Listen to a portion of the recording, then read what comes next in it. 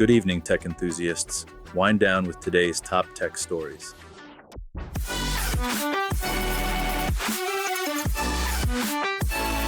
First up, ASML just dropped some big news that could reshape the entire semiconductor industry. The Dutch tech giant has announced a major breakthrough in their EUV light source technology. And this isn't just incremental progress. We're talking about enabling chip makers to crank out up to 50% more semiconductors by the end of the decade. That's massive when you consider how critical chip supply has been for everything from your smartphone to your car. This breakthrough directly addresses one of the biggest bottlenecks in modern chip manufacturing, and it couldn't come at a better time. Next, scientists are working on something that sounds like pure science fiction, teaching AI to smell. Yes, you heard that right. Researchers have turned their attention to digitizing one of our most ancient senses. While we've made huge strides in teaching machines to see and hear, smell has remained this mysterious frontier. The implications here are wild. Think about AI detecting diseases through breath analysis, quality control in food production, or even creating entirely new digital experiences. It's one of those developments that seems quirky at first, but could absolutely transform industries we haven't even thought about yet. Next, a major workforce shakeup in the S&P 500. We could be witnessing the biggest employee reduction in history. Companies are allowing workers to keep their hardware, but as headcounts drop, policies are in flux. The use of rippling software is making it easier for firms to reset devices when staff leave, but this transformation in the workforce raises some big questions about the future of employment. Now, let's talk about the cool and often frustrating world of AI chatbots in our cars. Apple is getting ready to introduce third-party voice-controlled AI apps into CarPlay. You can even create your own custom ChatGPT apps using your car manuals. Sounds awesome, right? But let's be real, the current AI implementations we've seen in vehicles have mostly disappointed users.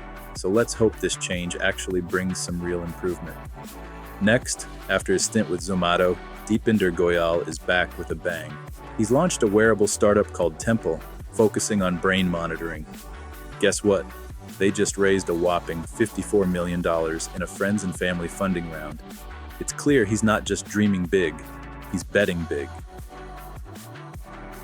And finally, Burger King is testing a new AI chatbot named Patty. It's being implemented in employee headsets at restaurants across the US.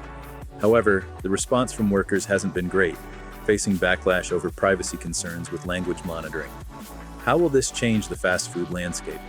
We'll have to keep an eye out. Now, let's take a closer look at that ASML announcement, because this really is a watershed moment for the tech industry. ASML holds a virtual monopoly on extreme ultraviolet lithography machines, the incredibly complex tools that make cutting-edge chips possible. These machines can cost over $150 million each, and they're so sophisticated that ASML is literally the only company in the world that can build them. The EUV light source is the heart of these systems, and it's been a limiting factor in how fast chips can be produced. By achieving this breakthrough, ASML isn't just helping chip makers make more processors, they're potentially unlocking the next wave of technological advancement across every sector that depends on semiconductors. That 50% increase in output by 2030 could mean faster AI development, more affordable electronics, better electric vehicles, and solutions to supply chain issues that have plagued us for years. What makes this even more significant is the geopolitical dimension. Semiconductors are at the center of the tech rivalry between the US, China, and Europe. Any country with access to this improved technology gains a substantial strategic advantage. This is the kind of development that doesn't just move markets, it shapes the global balance of power in technology for the next decade. That's your tech briefing for today. Do you like this format? Are there other categories you'd like me to cover? Let me know in the comments. If you found this helpful, smash that like button and subscribe so you never miss your daily bite. See you next time.